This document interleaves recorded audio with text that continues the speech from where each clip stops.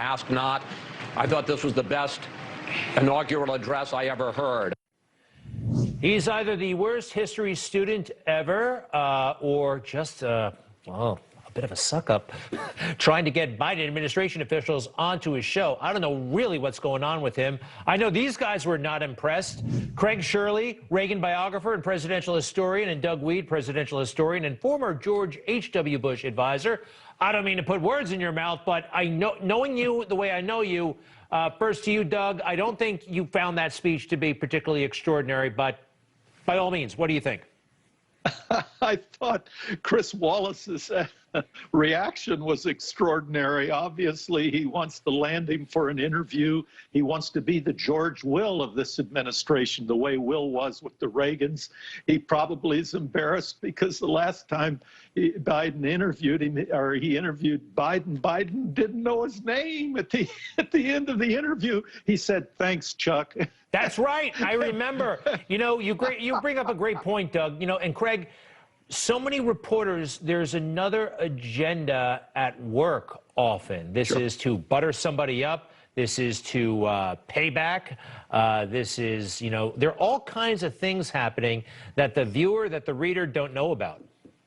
Yeah, and Doug is right. In every administration, there's one court gesture of the national media who his job is to suck up to the President of the United States.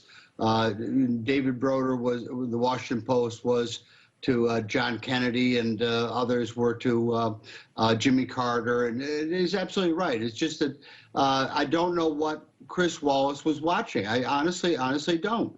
Is that it was thin gruel. There was no money line like ask not what your country can do for you.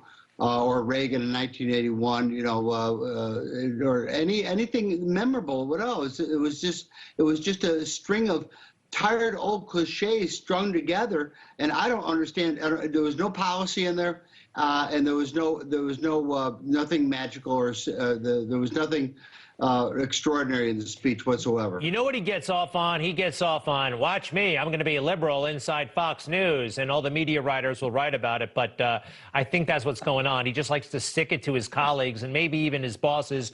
Who knows? What else did I want to run? Oh, Mitch McConnell. Boy, oh boy, oh boy. Talk about a swamp snake. I'm sorry. Watch this. The mob was fed lies. They were provoked by the president and other powerful people. Now, this is actually a couple of days old, but I wanted to play this because not everybody realizes that Donald Trump gave his wife a job. Mitch McConnell is married to Elaine Chao, who was Secretary of Transportation under Donald Trump for the entire term, although she quit like with 3 days left. That's significant. You know, quite frankly, if I had a beef with somebody, but you know, and they employed my wife for the previous I might take a pass. I don't know. Am I being too personal about this, Doug? No, people were very disloyal to Donald Trump. Betsy DeVos came in there and he defended her when she was attacked all the way to the end, and then she kind of stuck it to him when she left. McConnell, the Libertarians came in to save his butt when he was running for Senate again the last time. Saved him. He pleaded for help.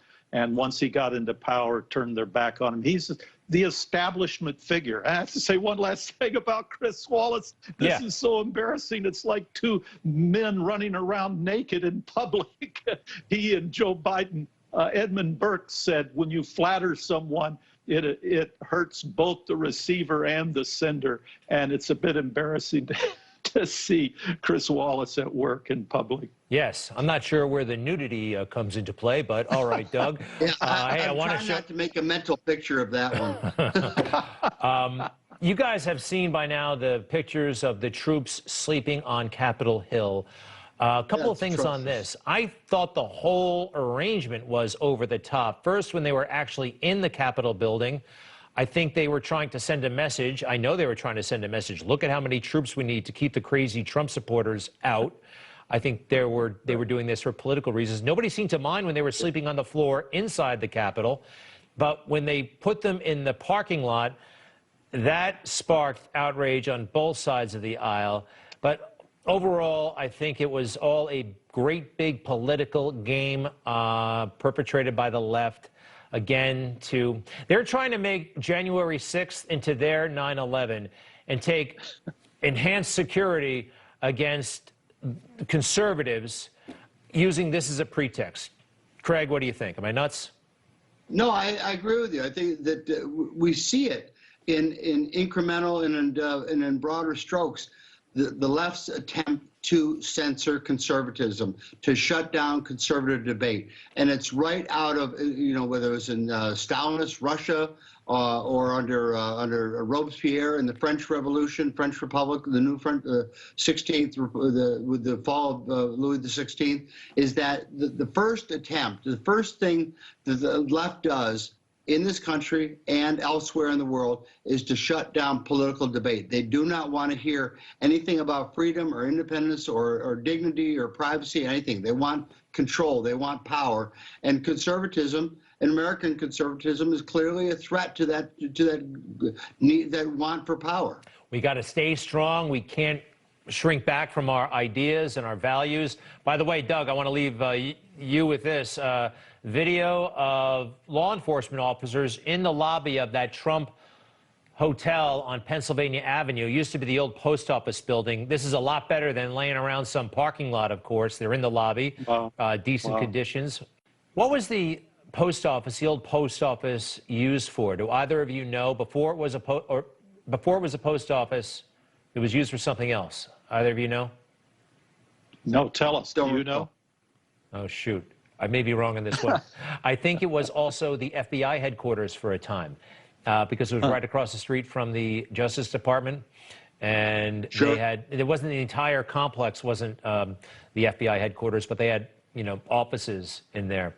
Extra offices. Yeah. Yeah, I think you're right. I think you're right about this whole thing with the Capitol. I think it's the left's Reichstag fire, like the Nazis used the Reichstag fire as an excuse to go after their enabling opponents. acts. That's right. That's right. Gentlemen, you're my favorites. You know that. Craig Shirley and Doug Weed, to be continued. Many, many thanks. Sorry about the pop quiz. I shouldn't be giving quizzes of anybody, believe me. Be right back.